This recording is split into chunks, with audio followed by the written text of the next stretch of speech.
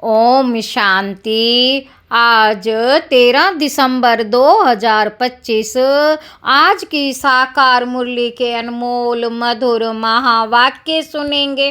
मीठे मीठे बाबा के मीठे बच्चे, तुम्हारी यह ईश्वरीय मिशन है।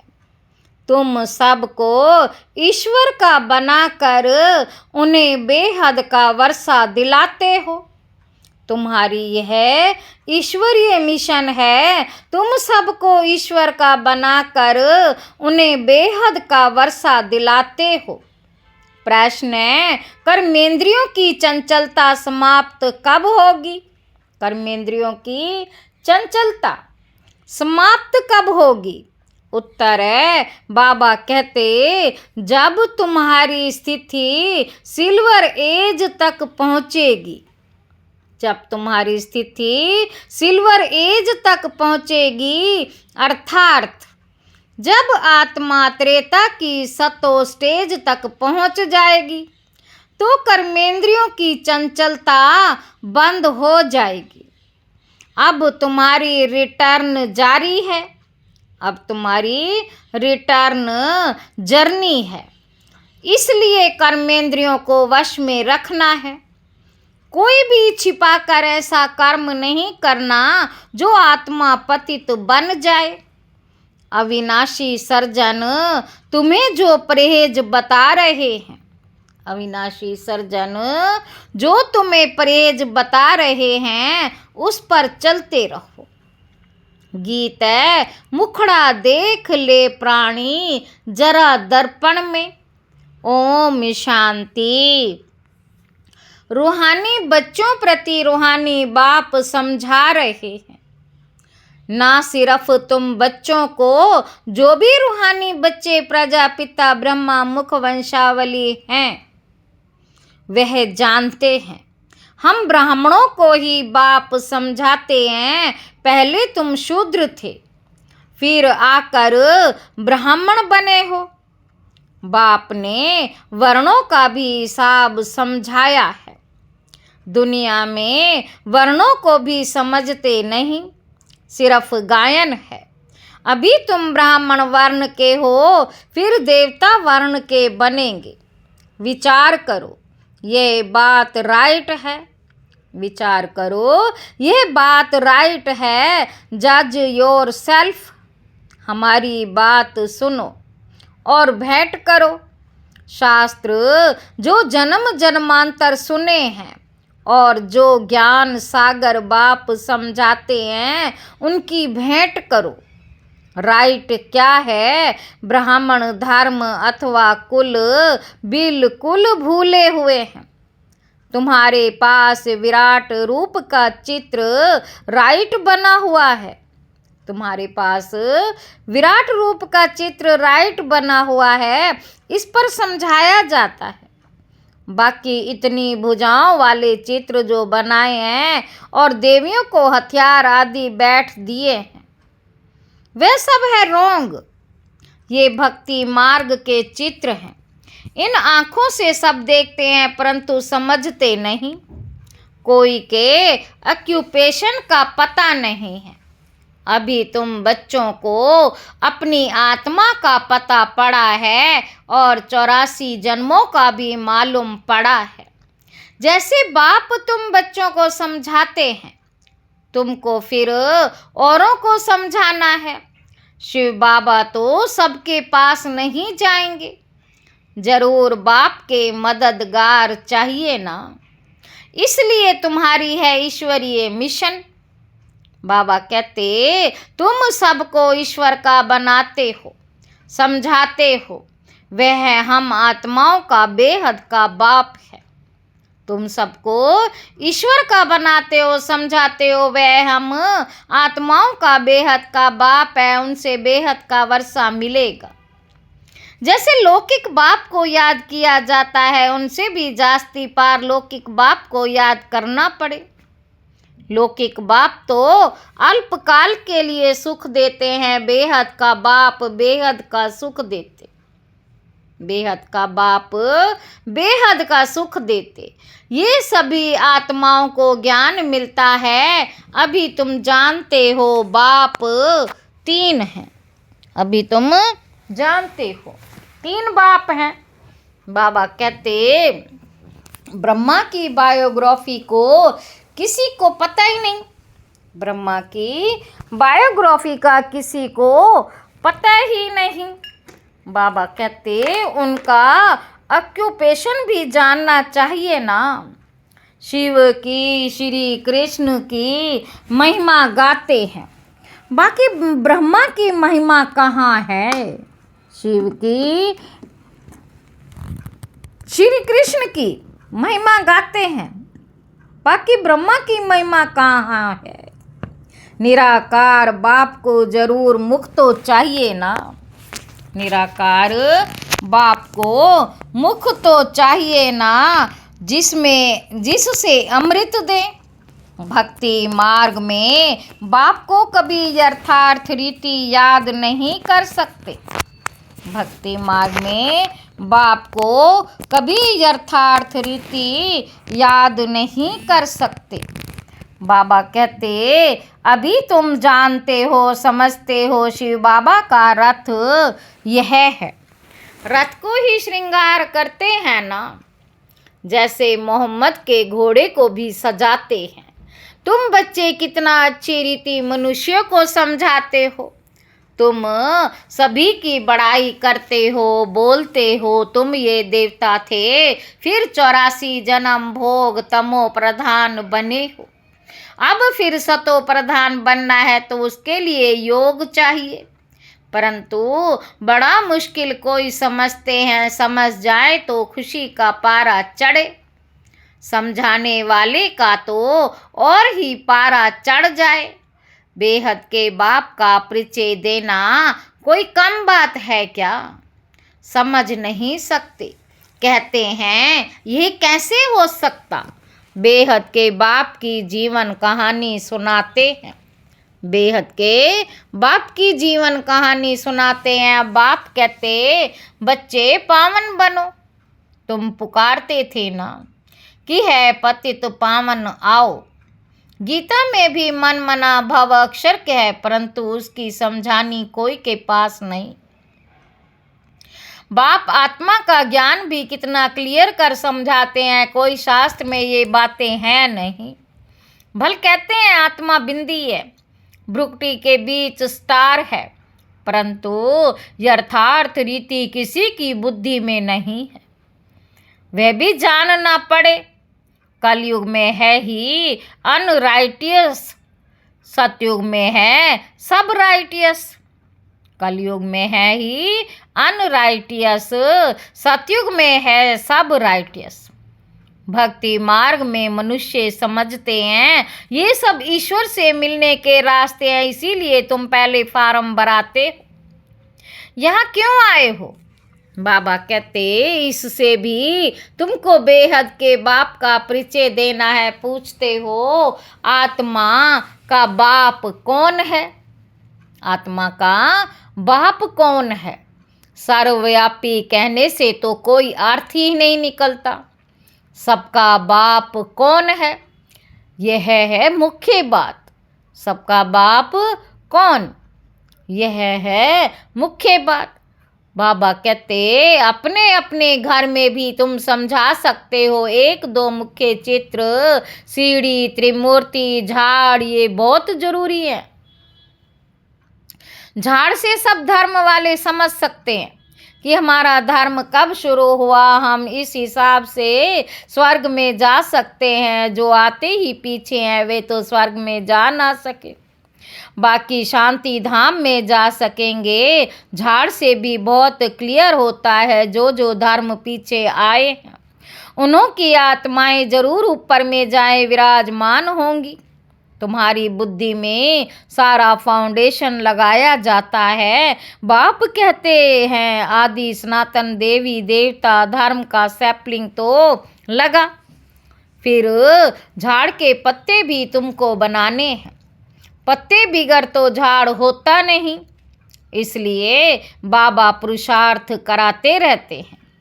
आप समान बनाने के लिए और धर्म वालों को पत्ते नहीं बनाने पड़ते हैं, वह तो ऊपर से आते हैं। फाउंडेशन लगाते हैं, फिर पत्ते पीछे ऊपर से आते जाते, तुम फिर झाड़ की वृद्धि के लिए ये प्रदर्शनी आदि करते हो। बाबा कहते इससे पत्ते लगते हैं, फिर तूफान आने से गिर पड़ते हैं, मुरझा जाते हैं। ये आदि सनातन देवी देवता धर्म की स्थापना हो रही है, इसमें लड़ाई आदि की कोई बात ही नहीं। बाबा कहते सिर्फ बाप को याद करना और कराना है। तुम सबको कहते हो और जो भी रचना है उनको छोड़ो। रचना से कभी वर्षा मिल ना सके। रचयिता बाप को ही याद करना है और किसी की याद ना आए। बाप का बनकर ज्ञान में आकर फिर अगर कोई ऐसा काम करते हैं तो उसका बोझा सिर पर बहुत चढ़ता है। बाप पावन बनाने आते हैं और फिर ऐसा कुछ काम करते हैं तो और ही पतित बन पड़ते हैं। इसलिए बाबा कहते हैं ऐसा कोई काम ना करो जो घाटा पड़ जाए। बाप की ग्लानि होती है ना, ऐसा कर्म नहीं करो जो विकर्म जास्ती हो जाए। परहेज भी रखनी है, दवाई में भी परहेज रखी जाती है। डॉक्टर कहे ये खटाई आदि नहीं खानी है तो मानना चाहिए। कर्मेंद्रियों को वश करना पड़ता है। अगर छिपाकर खाते रहेंगे तो फिर दवाई का असर ही नहीं होगा। बाबा कहते इसको कहा जाता है आसक्ति। बाप भी शिक्षा देते हैं, ये नहीं करो, सर्जन है ना। लिखते हैं बाबा मन में संकल्प बहुत आते हैं, खबरदार रहना है। गंदे स्वप्न मनसा में संकल्प आदि बहुत आएंगे, इनसे डरना नहीं है। सतयुग त्रेता में ये बातें होती नहीं। तुम जितना आगे नजदीक होते जाएंगे, सिल्वर एज तक पहुंचेंगे, तब कर्मेंद्रियों की चंचलता बंद हो जाएगी, कर्मेंद्रियां वश हो जाएंगी। सतयुग त्रेता में वश थी ना। जब उस त्रेता की अवस्था तक आओ तब वश होगी। फिर सतयुग की अवस्था में आएंगे तो सतो प्रधान बन जाएंगे। फिर सब कर्मेंद्रियां पूरी वश हो जाएंगी। कर्मेंद्रियां वश थी ना, नई बात थोड़ी ही है। आज कर्मेंद्रियों के वश हैं, कल फिर पुरुषार्थ कर कर्मेंद्रियों को वश कर लेते हैं। वह तो 84 जन्मों में उतरते आए हैं, अभी रिटर्न जर्नी है, अभी रिटर्न जर्नी है। सबको सतो प्रधान अवस्था में जाना है, अपना चार्ट देखना है। बाबा कहते अपना चार्ट देखना है, हमने कितने पाप कितने पुण्य किए। बाप को याद करते करते आयरन एज से सिल्वर एज तक पहुंच जाएंगे तो कर्मेंद्रियां वश हो जाएंगी। फिर तुमको महसूस होगा अभी कोई तूफान नहीं आते हैं, वे भी अवस्था आएगी। अभी कोई तूफान नहीं आते हैं, वे भी अवस्था आएगी। फिर गोल्डन एज में चले जाएंगे। मेहनत कर पावन बनने से खुशी का पारा भी चढ़ेगा। मेहनत कर पावन बनने से खुशी का पारा भी चढ़ेगा। जो भी आते हैं उनको समझाना है कैसे तुमने 84 जन्म लिए हैं। जिसने 84 जन्म लिए हैं वे समझेंगे, कहेंगे अब बाप को याद कर मालिक बनना है। 84 जन्म नहीं समझते हो तो शायद राजाई के मालिक नहीं बने होंगे। हम तो हिम्मत दिलाते हैं, अच्छी बात सुनाते हैं। हम तो हिम्मत दिलाते हैं, अच्छी बात सुनाते हैं। तुम नीचे गिर पड़ते हो। जिसने 84 जन्म लिए होंगे उनको झट स्मृति आएगी। बाप कहते हैं तुम शांति धाम में पवित्र तो थे ना, अब फिर तुमको शांति धाम सुख धाम में जाने का रास्ता बताते हैं और कोई भी रास्ता बता ना सके। शांति धाम में भी पावन आत्माएं ही जा सकेंगी। जितना खाद निकलती जाएगी उतना उच्च पद मिलेगा। जो जितना पुरुषार्थ करे, हर एक के पुरुषार्थ को तो तुम देख ही रहे हो। हर एक के पुरुषार्थ को तुम देख ही रहे हो। बाबा भी बहुत अच्छी मदद करता है। यह तो जैसे पुराना बच्चा है, हर एक की नब्ज को समझते हो ना। सियाने जो होंगे वे झट समझ जाएंगे। बेहद का बाप है, उनसे जरूर स्वर्ग का वर्षा मिलना चाहिए। मिला था अब नहीं है, फिर मिल रहा है। मिला था अब नहीं है, फिर मिल रहा है। एम ऑब्जेक्ट सामने खड़ा है। बाप ने जब स्वर्ग की स्थापना की थी, तुम स्वर्ग के मालिक थे। जब बाप ने स्वर्ग की स्थापना की थी तो तुम स्वर्ग के मालिक थे। फिर 84 जन्म ले नीचे उतरते आए हो। बाबा कहते अभी है ये तुम्हारा अंतिम जन्म। हिस्ट्री रिपीट तो जरूर करेगी ना। तुम सारा 84 का हिसाब बताते हो। जितना समझेंगे उतना पत्ते बनते जाएंगे। तुम भी बहुतों को आप समान बनाते हो ना। तुम कहेंगे हम आए हैं सारे विश्व को माया की जंजीरों से छुड़ाने। बाप कहते हैं मैं सबको रावण से छुड़ाने आता हूँ। तुम बच्चे भी समझते हो बाप ज्ञान का सागर है। तुम भी ज्ञान प्राप्त कर मास्टर ज्ञान सागर बनते हो ना। ज्ञान अलग है, भक्ति अलग है। तुम जानते हो भारत का प्राचीन राजयोग बाप ही सिखाते हैं। कोई मनुष्य सिखला नहीं सकते, परंतु यह बात सबको कैसे बताएं। यहाँ तो असुरों के विघन भी बहुत पड़ते हैं। आगे तो समझते थे शायद कोई किचड़ा डालते हैं, अभी समझते हो यह विघन कैसे डालते हैं। Nothing new. कल्प पहले भी ये हुआ था। तुम्हारी बुद्धि में ये सारा चक्र फिरता रहता है। बाबा हमको सृष्टि के आदि मध्य अंत का राज समझा रहे हैं। बाबा हमको लाइट हाउस का भी टाइटल देते हैं। एक आंख में मुक्ति धाम, दूसरी आंख में जीवन मुक्ति धाम। तुमको शांति धाम में जाकर फिर सुख धाम में आना है। यह है ही दुख धाम। बाप कहते हैं इन आंखों से जो कुछ तुम देखते हो, इन आंखों से तुम जो कुछ भी देखते हो उनको भूलो। अपने शांति धाम को याद करो। आत्मा को अपने बाप को याद करना, इसको ही अव्यभिचारी योग कहा जाता है। ज्ञान भी एक से ही सुनना है, वह है अव्यभिचारी ज्ञान। याद भी एक को करो, मेरा तो एक दूसरा ना कोई। जब तक अपने को आत्मा निश्चय नहीं करेंगे तब तक एक की याद आएगी नहीं। आत्मा कहती मैं तो एक बाबा की ही बनूंगी, मैं तो एक बाबा की ही बनूंगी। मुझे जाना है बाबा के पास। ये शरीर तो पुराना जड़ जड़ी भूत है, इनमें भी ममत्व नहीं रखना है। ये ज्ञान की बात है, ऐसे नहीं कि शरीर की संभाल नहीं करनी है। अंदर में समझना है ये प्राणी खाल है, इनको तो अब छोड़ना है। तुम्हारा है बेहद का संन्यास। वह तो जंगल में चले जाते हैं, तुमको घर में रहते याद में रहना है। याद में रहते रहते तुम भी शरीर छोड़ सकते हो। कहाँ भी हो तुम बाप को याद करो। याद में रहेंगे सब दर्शन चक्रधारी बनेंगे तो कहाँ भी रहते तुम उच्च पद पा लेंगे। जितना इंडिविजुअल मेहनत करेंगे उतना पद पाएंगे।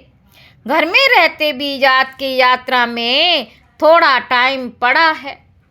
घर में रहते भी याद की यात्रा में रहना है। अभी फाइनल रिजल्ट में थोड़ा टाइम पड़ा है। फिर नई दुनिया भी तैयार चाहिए। फिर नई दुनिया भी तैयार चाहिए ना। अभी कर्मातीत अवस्था हो जाए तो सूक्ष्म वतन में रहना पड़े। सूक्ष्म वतन में रहकर भी फिर जन्म लेना पड़ता है। आगे चलकर तुमको सब साक्षात्कार होगा।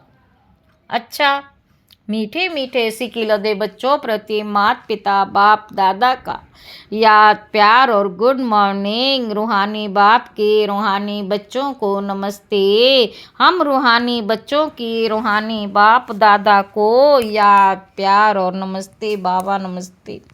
शुक्रिया बाबा, शुक्रिया। धारणा के लिए मुख्य सार पहला पॉइंट है, एक बाप से ही सुनना है, एक की यह व्यभिचारी याद में रहना, इस शरीर की संभाल रखनी है लेकिन ममत्व नहीं रखना। दूसरा पॉइंट है, बाप ने जो परहेज बताई है उसे पूरा पालन करना है, कोई भी ऐसा कर्म नहीं करना है जो बाप की गिलानी हो, पाप का खाता बने, अपने को घाटे में नहीं डालना है। वरदान है, 3 सेवाओं के बैलेंस द्वारा सर्व गुणों की अनुभूति करने वाले गुण मूर्त भव। जो बच्चे संकल्प, बोल और हर कर्म द्वारा सेवा पर तत्पर रहते वही सफलता मूर्त बनते हैं। तीनों में मार्क्स समान है, सारे दिन में तीनों सेवाओं का बैलेंस है तो पास विद ऑनर व गुण मूर्त बन जाते हैं। उनके द्वारा सर्व दिव्य गुणों का श्रृंगार स्पष्ट दिखाई देता है। एक दूसरे को बाप के गुणों का व स्वयं की धारणा के गुणों का सहयोग देना ही गुण मूर्त बनना है, क्योंकि गुण दान सबसे बड़ा दान है। स्लोगन है, निश्चय रूपी फाउंडेशन, निश्चय रूपी फाउंडेशन। बाबा कहते, निश्चय रूपी फाउंडेशन पक्का है तो श्रेष्ठ जीवन का अनुभव स्वतः होता है। अव्यक्त इशारे, अब संपन्न व कर्मातीत बनने की धुन लगाओ। पिछले कर्मों के हिसाब किताब के फल स्वरूप तन का रोग हो, मन के संस्कार अन्य आत्माओं के संस्कारों से टक्कर भी खाते हों, लेकिन कर्मातीत कर्म भोग के वश ना होकर मालिक बन हिसाब चुकतू करावे। कर्म योगी बन कर्म भोग चुकतू करना, यह है कर्मातीत स्थिति की निशानी। प्रैक्टिस करो, अभी अभी कर्म योगी, अभी अभी कर्मातीत स्टेज। अच्छा, ओम शांति।